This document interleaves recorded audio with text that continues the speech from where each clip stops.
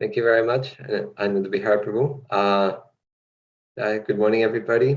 I'm very, very happy to be here, and yeah, let's start. Om Namo Bhagavate Vasudevaya. Om Namo Bhagavate Vasudevaya. Om Namo Bhagavate Vasudevaya. Today we're reading from the Srimad Bhagavatam, 10th canto, 5th chapter, entitled The Meeting of Nanda Maharaj and Vasudeva, texts 15 and 16. So, let's see.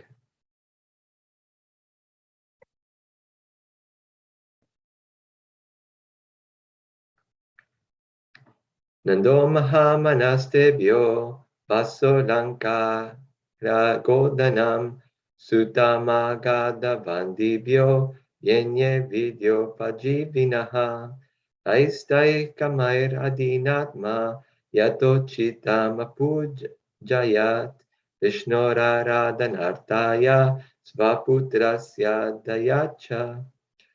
So, synonyms: Nanda Maharaj. Nanda means Nanda Maharaj.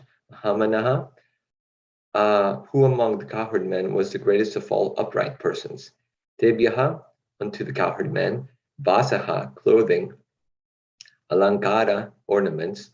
Godhanam, and cows. Sutta Magata Vandibyaha, unto the suttas, the professional reciters of old stories.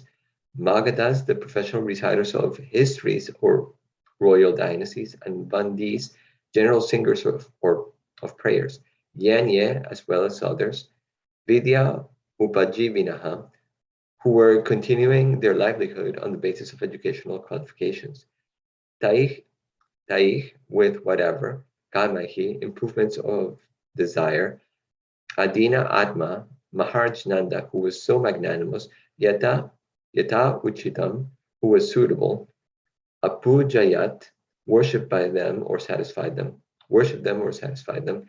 Vishnu Aradhana Artaya, for the purpose of satisfying Vishnu. Svaputrasya, his own child. Udayaya, for the improvement in all respects. Cha. Translation: the great-minded Maharaj Nanda gave clothing, ornaments, and cows in charity to the cowherd men in order to please Lord Vishnu, and thus he improved the condition of his own son in all respects. He distributed charity to the Suttas, Magadas, and Vandis, and men of all other professions according to their educational qualifications, and satisfied everyone's desire. Purport: although it has become fashionable to speak of Daridra Narayana, the words Vishnur Aradhanarthaya do not mean that all the people satisfied by Nanda Maharaj in this great ceremony were Vishnus. They were not Daridra, nor were they Narayana. Rather, they were devotees of Narayan, and by their educational qualifications, they would satisfy Narayan. Therefore, satisfying them was an indirect way of satisfying Lord Vishnu. Mad Bhakta Pujavyadika. The Lord says, worshipping my devotees is better than worshipping me directly. The Varnashram system is entirely meant for Vishnu Aradhana, worship of Lord Vishnu. Varnashrama Charavata Purushena Parakpuman Vishnur Aradhyate. The ultimate goal of life is to please Lord Vishnu, the Supreme Lord. The uncivilized man or materialistic person, however, does not know this aim of life. Nate viduk svartagatim hi Vishnu. One's real self-interest lies in satisfying Lord Vishnu, not satisfying Lord Vishnu, but instead attempting to become happy through material adjustments. Bahir artha maninaha is the wrong way for happiness. Because Vishnu is the root of everything, if Vishnu is pleased, everyone is pleased. In particular, one's children and family members become happy in all respects. Nanda Maharaj wanted to see his newborn child happy. That was his purpose. Therefore, he wanted to satisfy Lord Vishnu. And to satisfy Lord Vishnu, it was necessary to satisfy his devotees, such as the learned Brahmanas, Magadas, and Suttas. Thus, in a roundabout way, ultimately, it was Lord Vishnu who was to be satisfied. Om Jnanatimirandasya Gnananjana Shalakaya Chakshurunmiritam Yena Tasmai Shri Gurave Namaha. Jai Shri Krishna Chaitanya Prabhu Nityananda Shri Advaita Gadadhar Srivasadi Gaura Bhaktivinoda. Hare Krishna, Krishna Krishna, Hare Hare, Hare Ram, Ram Ram, Hare Hare.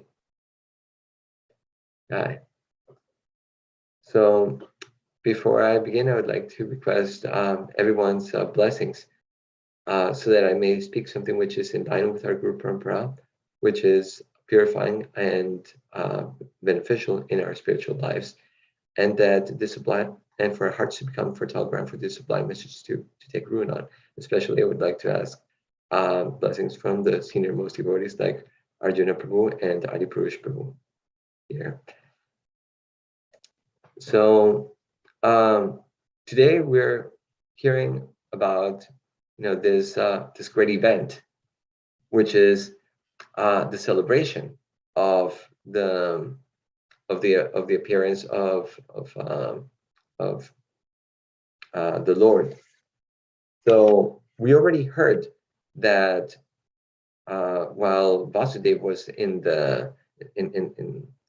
with Devaki in the prison, and Lord Krishna appeared, he himself could not do this. He was unable to do this. He suddenly, he was in chains. He was in a room, and all he could do was in his mind offer lavishly to all the brahmanas, to all the Magadas, to all the Vandis, to all of these people, whatever they desired, as they're doing here. But now, in Gokul Vrindavan, here's Nanda Maharaj, who has the opportunity to do it, and he is fully using that opportunity. He's fully going for it. He's giving in all respects, and if we look at the commentaries by Vishwanath Chakravarti Thakur, it says the following. So Mahamanaha, here we have the word Mahamanas, right? It means very generous. Nanda Maharaj, who was very charitable, gave lavishly to all in attendance. Lavishly. Then we see this this word Vidyopajivinaha, which means educated professionals. It refers to those who have made a living by dancing, singing, and playing instruments, teaching scriptures, and the use of weapons. So we see that it's he was really giving to everyone. The use of weapons means the kshatriyas, dancing and singing and playing instruments. Those some of those may be brahmanas, some of them may be shudras. Tais tai kamair. This is referring to whatever means whatever was desired or asked. Nanda Maharaj gave suitably according to the level of one's knowledge and reputation. This is something that Prabhupada also says. Since all in attendance were devotees of Vishnu, Nanda Maharaj gave them charity in order to please Lord Vishnu, and thereby bring happiness and auspiciousness to his newborn child. Nanda Maharaj thought, so here is Vishwanath Chakravarti Thakur telling us what was the thought in Maharaj Nanda. May Vishnu be pleased by this charity, and by his pleasure, my son will be blessed. So in Maharaj Nanda's mind, as Prabhupada was saying here in his purport, he is thinking about, how do I please Lord Vishnu? And because he wants the best for his son. So generally, we're pleasure seeking by nature. That is who we are. The soul is such ananda by its own constitution. It is just like Krishna. Krishna is Satchidananda Vigraha. And because we are part and parcel of the Lord, we have that. But while the Lord is infinite, we're infinitesimal. But qualitatively, we're the same. So quantitatively, we're different, but qualitatively, we're the same. And so we are pleasure seeking. We want that pleasure, and we want it very badly. Especially in this material world, we cannot get it. It's very difficult to get that pleasure, but we're still trying. And what the problem is that we don't know how to get it. Prabhupada says here, Nateviduk Sparta Gatim Hi Vishnu. It says we do not know Sparta Gatim, what is best for our ends. We don't know what is best for our ends. We think that we're doing the right thing, but generally we're not. If I get some wealth, if I get some money, generally what do I do? Oh, sense gratification. For whom? Well, first of all, for me. But if I'm a little bit, like if I expand my circle of beyond me, it's for my family. And if I expand it a little bit more, it's for my neighborhood, or for my city, or for my country, or for all human beings, or maybe for the whole planet. But devotees, they go even beyond that. They go all the way out. All living entities everywhere in all the multiverses. Now, how do you do that?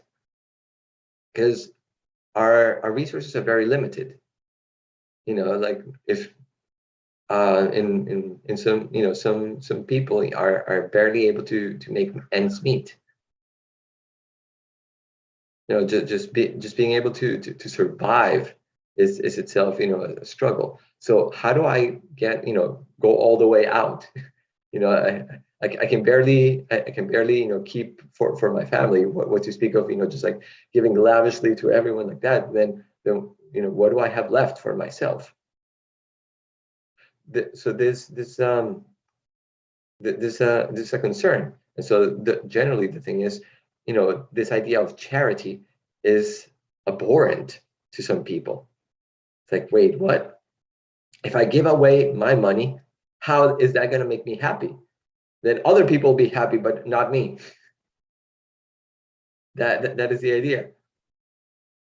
Now, some people have a little bit of piety, and so they've heard that, well, if you give to God, he'll give you so much more.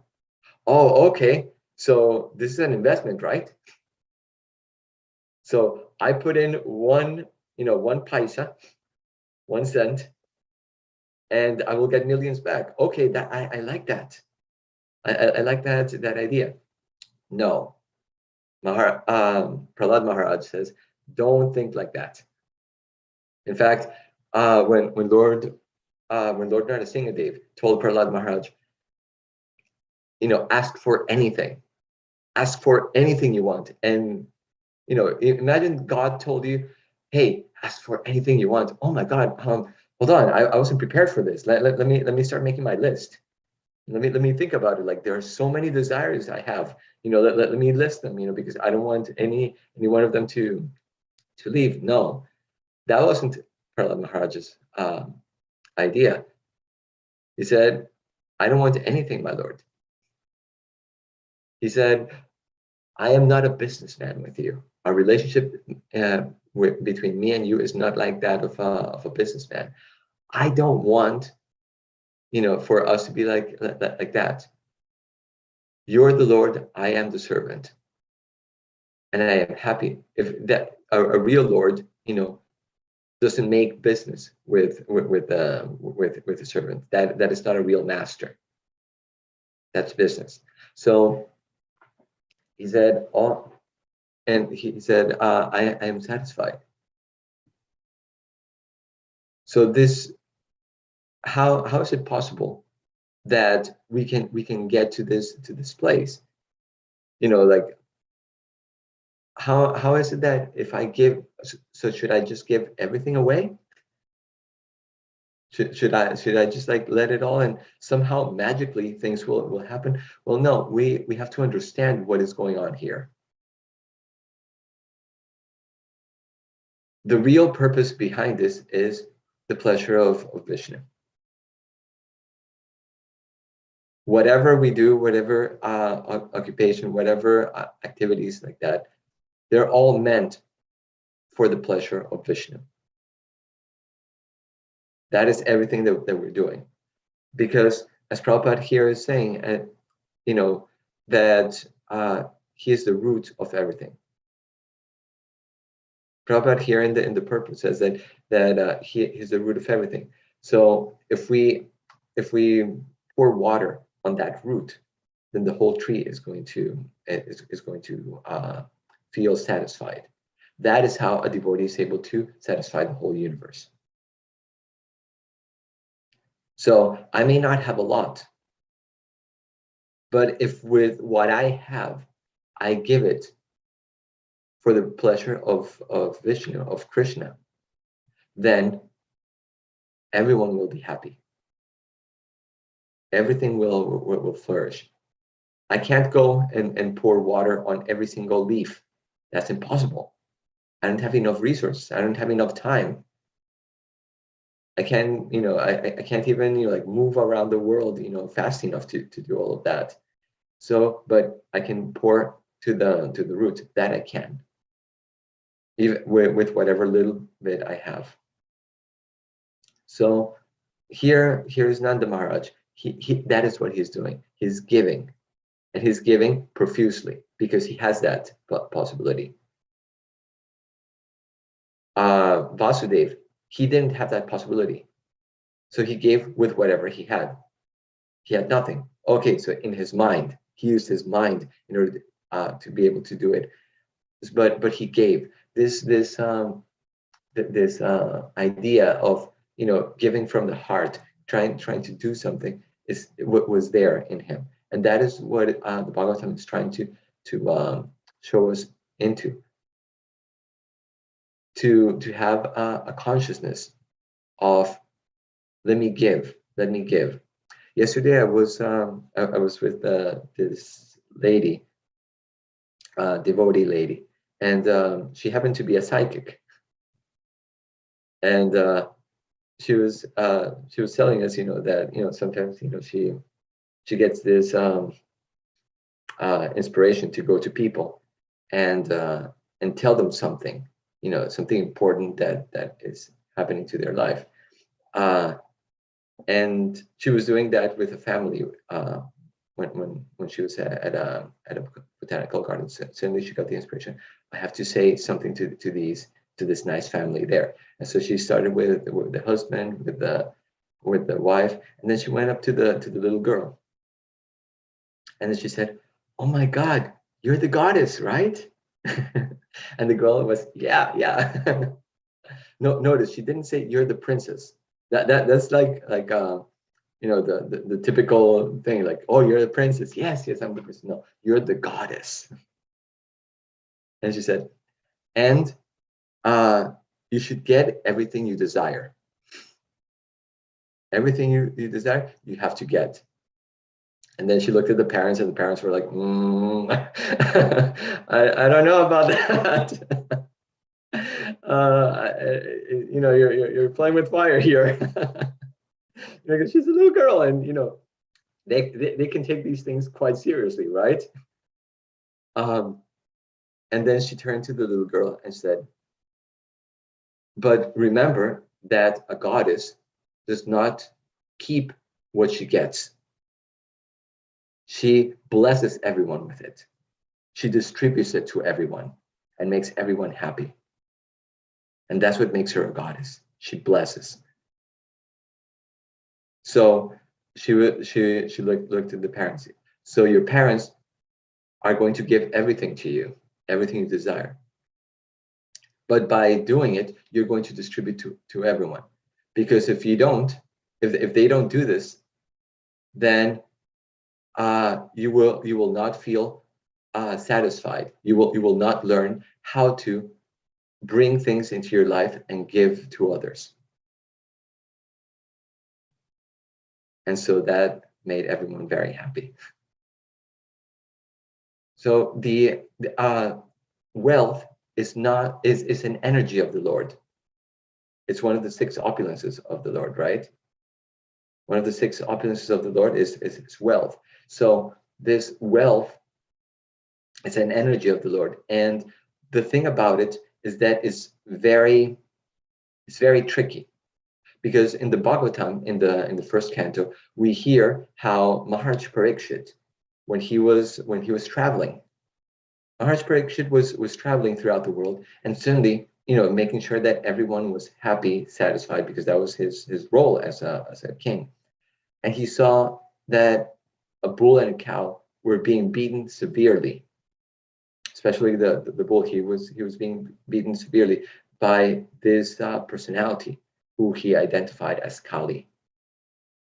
The personality of Kali, the personality of the demigod who is in charge of this, of sin. And he was beating this, and so immediately he drew his sword and he was about to kill him, because he was trying to bring in like this age of Kali, through killing a cow.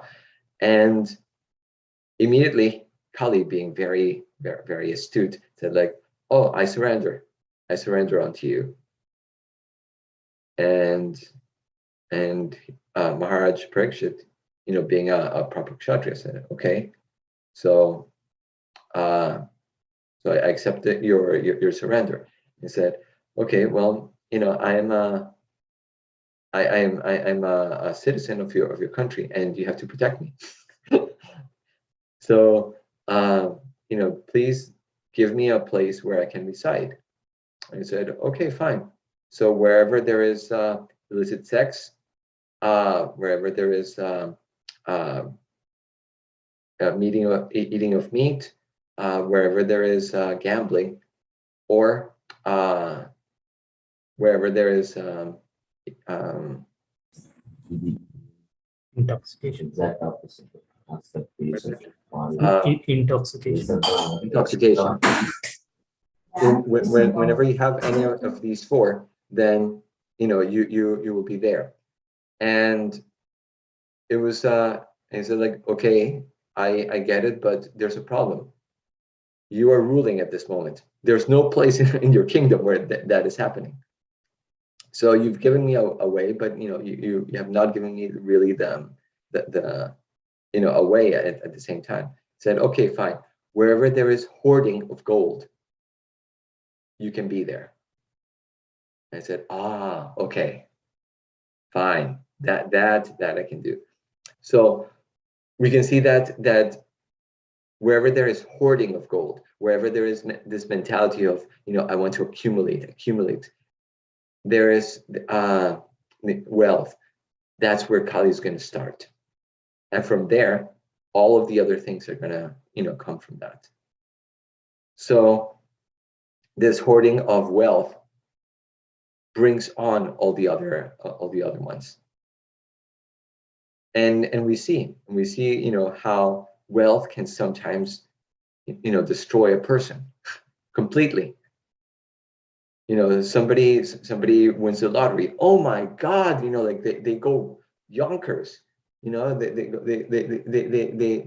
like like we won the lottery, and that's when their troubles start. They immediately, all the friends and family, "Oh, you won it, right? You're going to help us, right? Because we have so many difficulties. You're going to help us because you're a family member, you're a friend."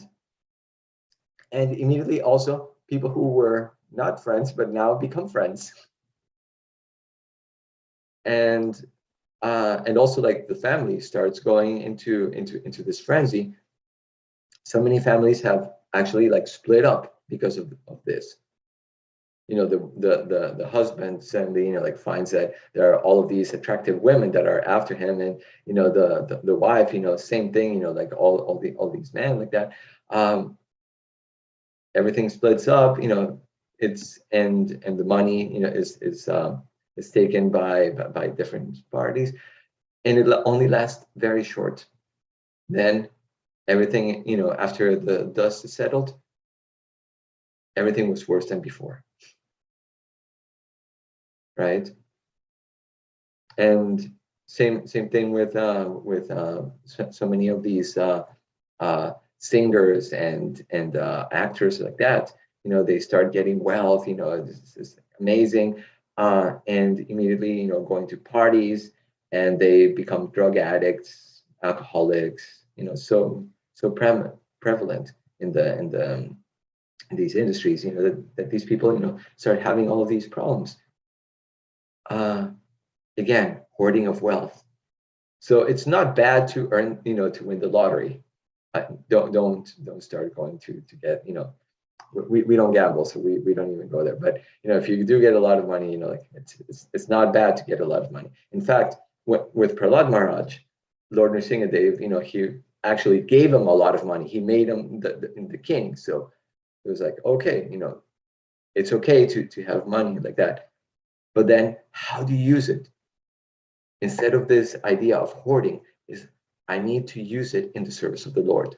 How can I use this? Everything that I have, whether it's wealth, influence, popularity, whether it's some,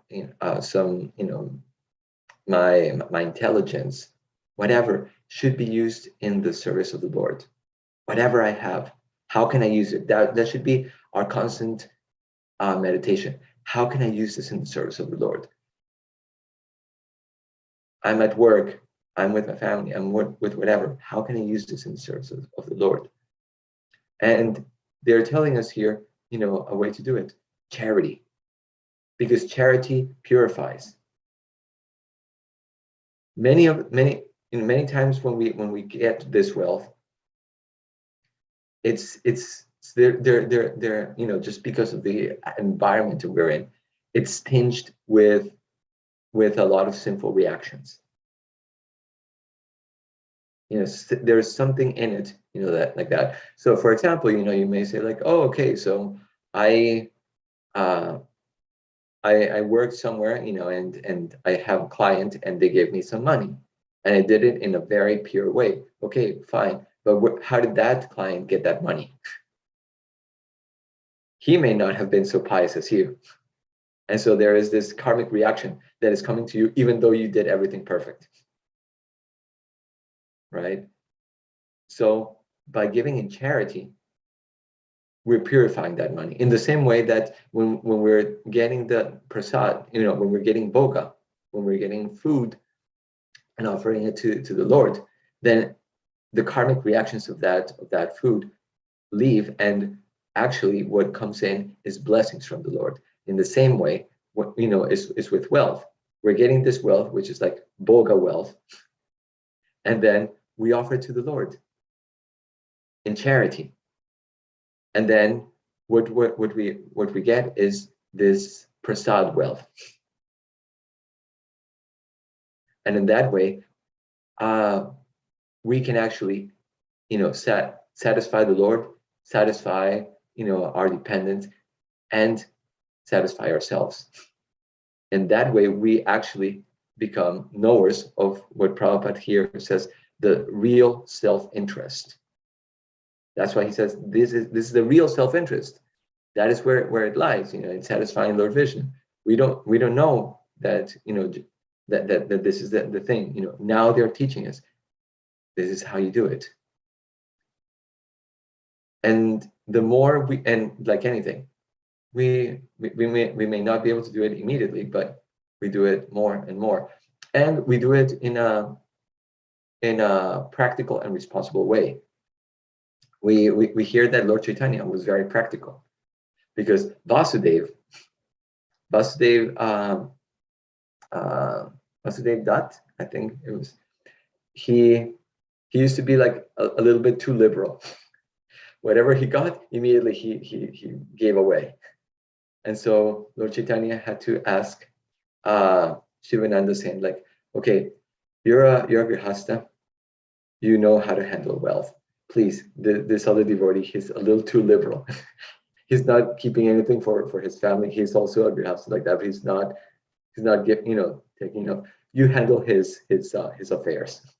So you see that the Lord himself is very practical. He's not saying, okay, just give everything away and somehow or other I'll maintain you. No, you have to give in charity, but in a way that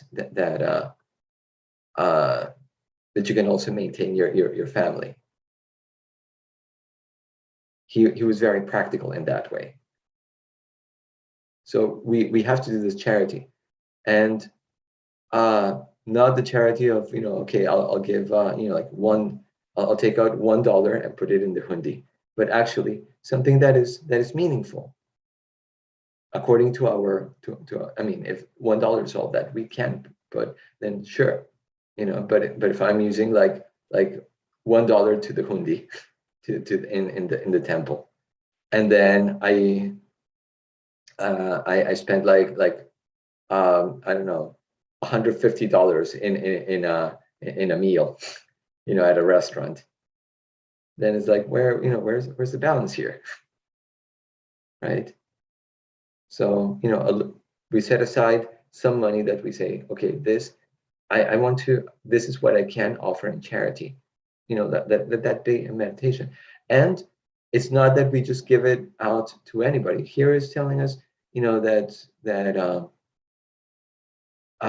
there's charity in the mode of in the mode of passion. There's more in the mode of goodness and the mode of ignorance. In the mode of in the mode of ignorance is just to whoever and ever. It's just like, let me give it out. Like anybody comes, panhandling, okay, sure, here's a lot of money. Daridra Narayana. Oh, let me just give it to him. No, that's charity in the mode of ignorance. Charity in the mode of passion is for the sake of prestige. Let me give, charity, so that people can say like, oh, look, he's such a good devotee. Oh, he's such a mahamanaha. He's so open-minded. He is so magnanimous. Or he has so much wealth that look, he's giving so much in charity. No, that's in the mode of passion.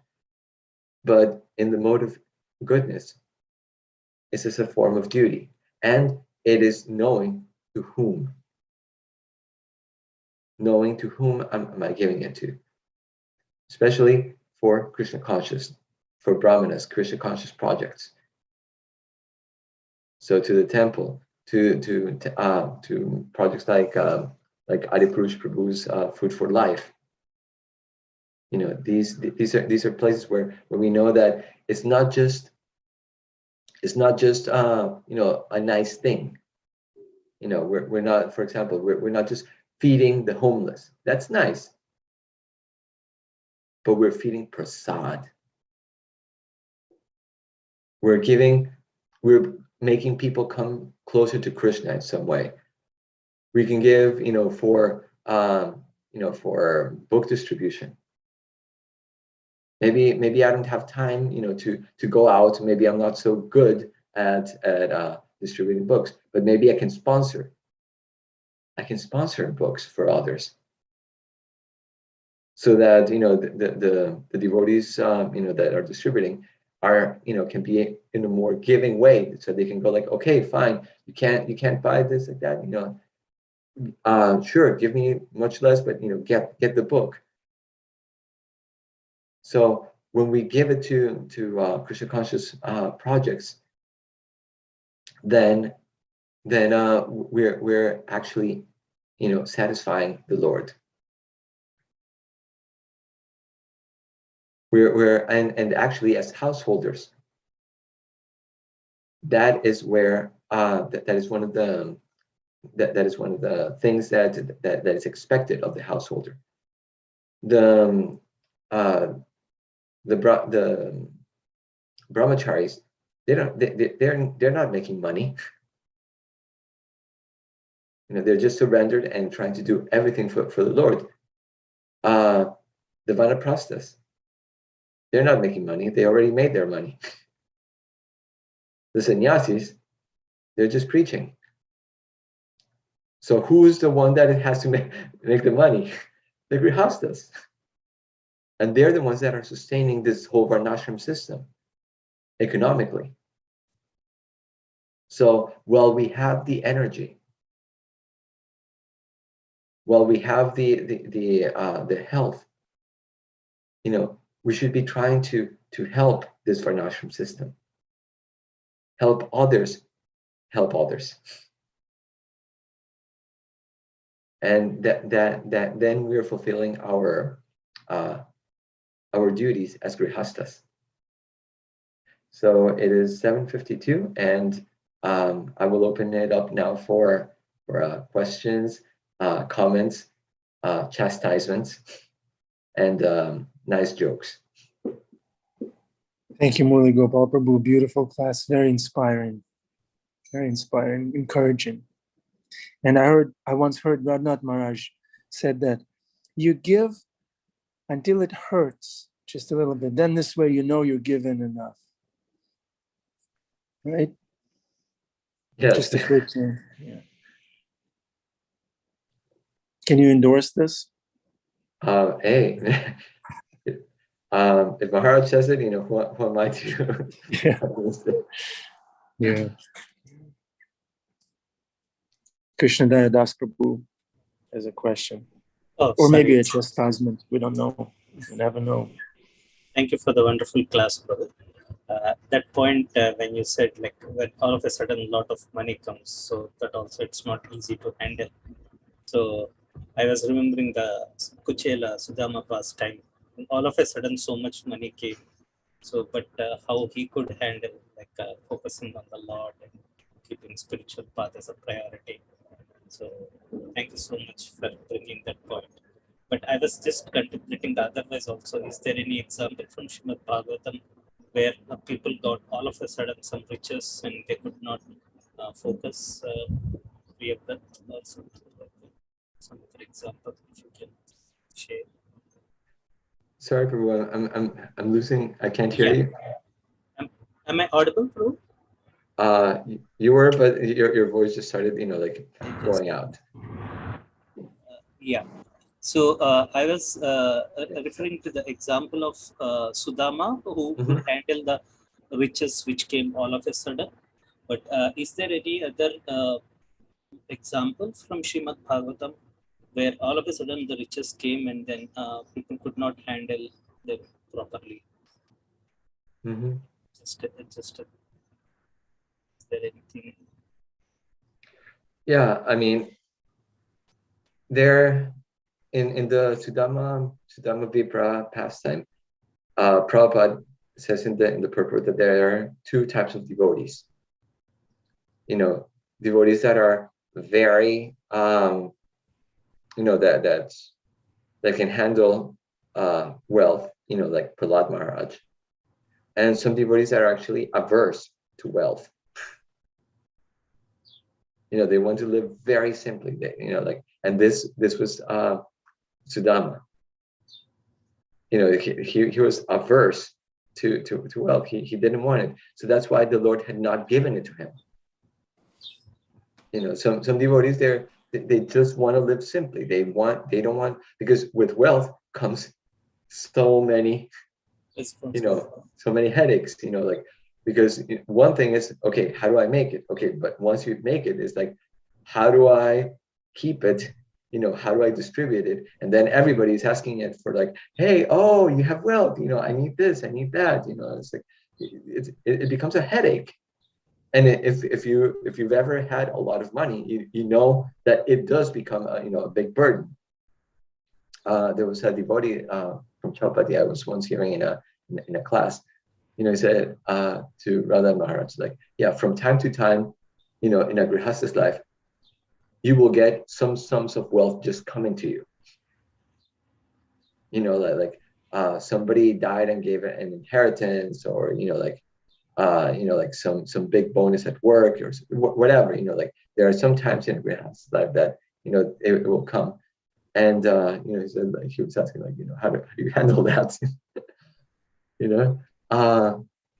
And Maharaj basically gives something like what I said here, how you have to maintain the idea of, how do I please the Lord with this money, not go crazy with it, but actually this is what being what being steady means. Whether it's summer, whether it's winter, financially, you tolerate both. Whether you're in the summer, whether you're in the winter, financially, you tolerate both. And what does it mean to tolerate both? It means I keep the idea that I have to serve the Lord with whatever I have. This idea of being steady in my service to the Lord. That's what we have to meditate on. Okay, I got a lot of money. Great. What can I do with this money? How best to do it? Should I invest it in something so that I can give to others later? Should I help the Mayapur temple? Should I help the Bhakti center? Should I what can I do? And there you do talk to your wife, by the way, because otherwise there will be problems.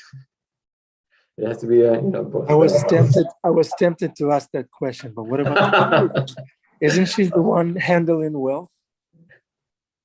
Yeah. You both have to speak on that subject. So I hope that helps. Thank you. Angelica, you're next. Hare Krishna. Thank you so much for this class. I wanted to bring up very similar topic, and I feel like it's just a little bit of a different perspective, which is speaking about money. I'm thinking simply about abundance. And what comes to me, especially now, since we are all diving into a 4th of July weekend, is the abundant time, and how we may not see at times that there is Lakshmi, which is one of the opulences, but it's also time and energy that actually is at the root of all abundance.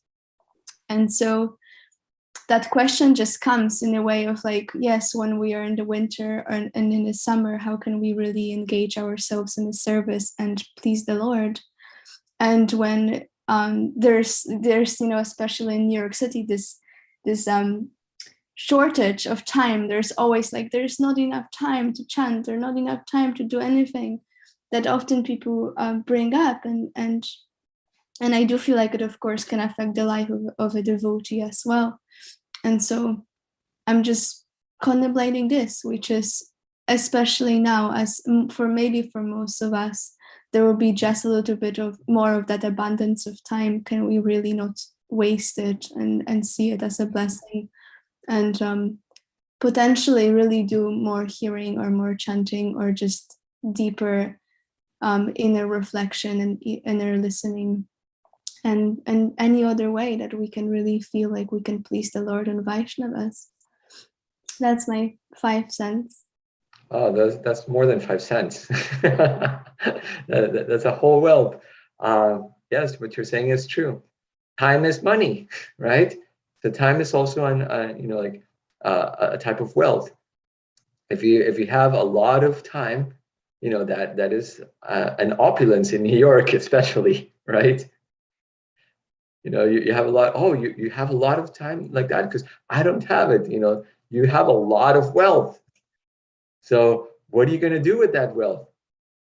I remember in a class, they were counting like, okay, so how many seconds do you have in a day? So it's like, oh, multiplying like that, and in a week like that. It's like, that's how rich you are. So how are you going to spend this money? How are you going to spend this great wealth? Sleeping. Oh, okay. All right. Well, that's one way to spend it. But what if you spend it in, like as Angelica was saying, in Krishna conscious ways?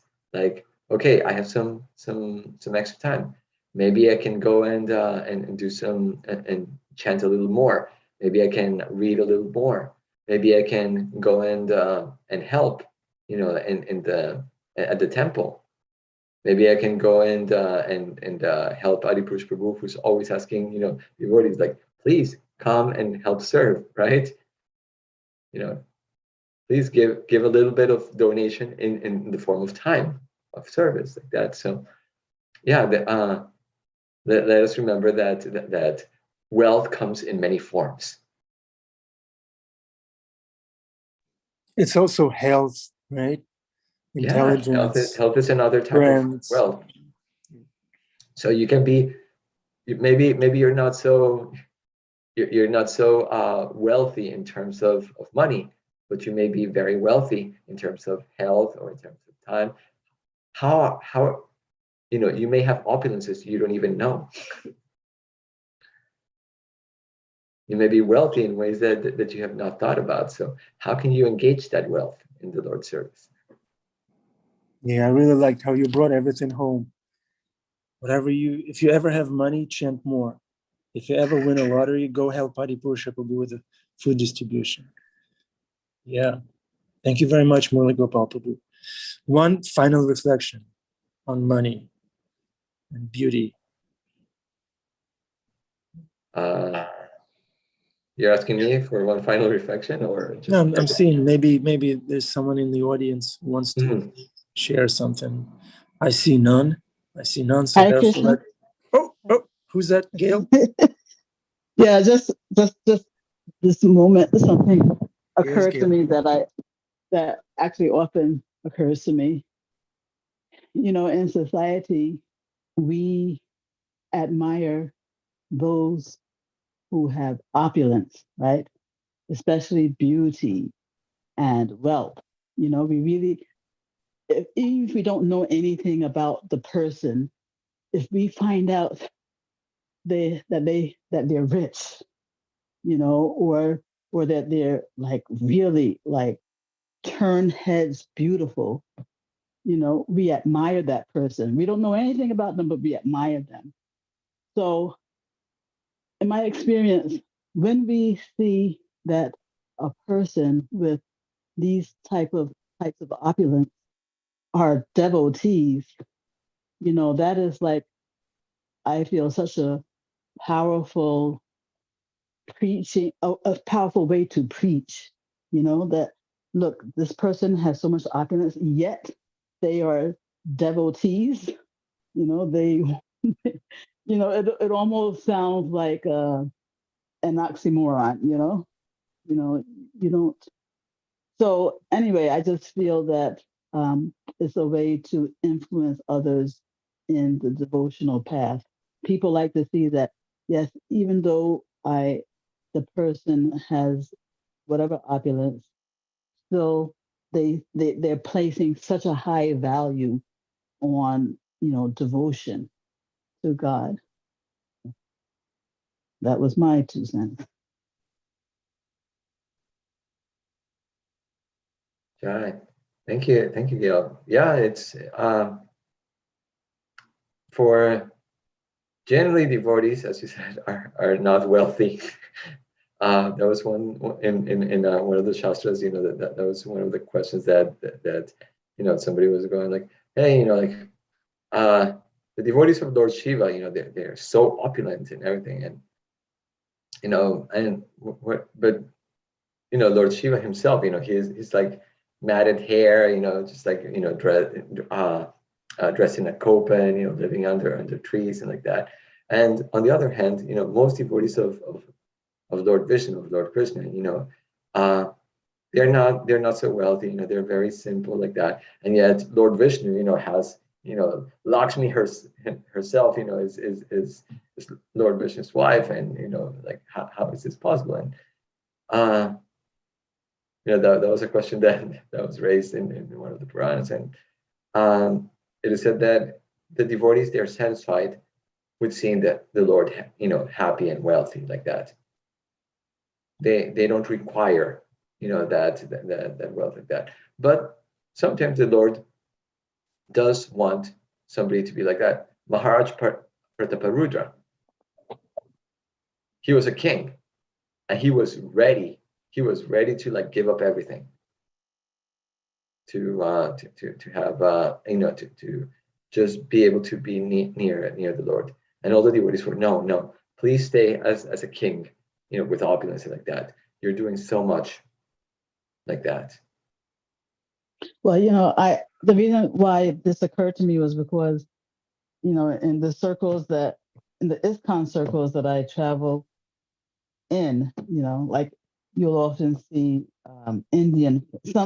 certain Indian families with a lot of opulence, but they're using their wealth for, Krishna conscious projects, and they're very sincere and dedicated devotees.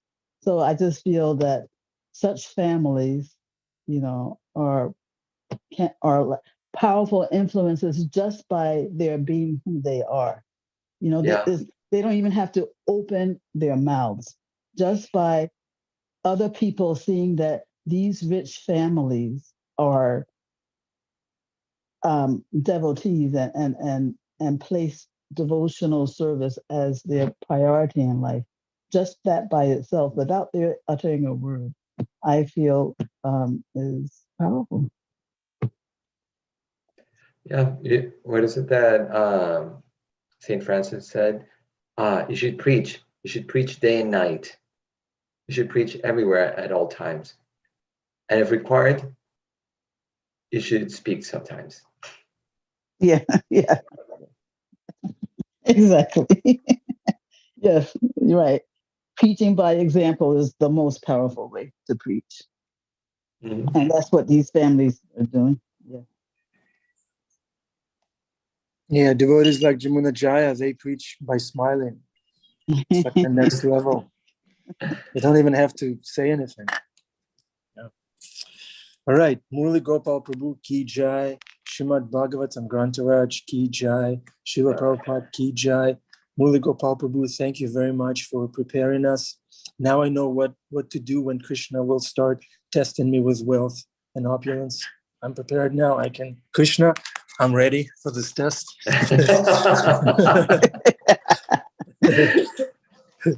Bring it on. Yeah, come at me, Krishna.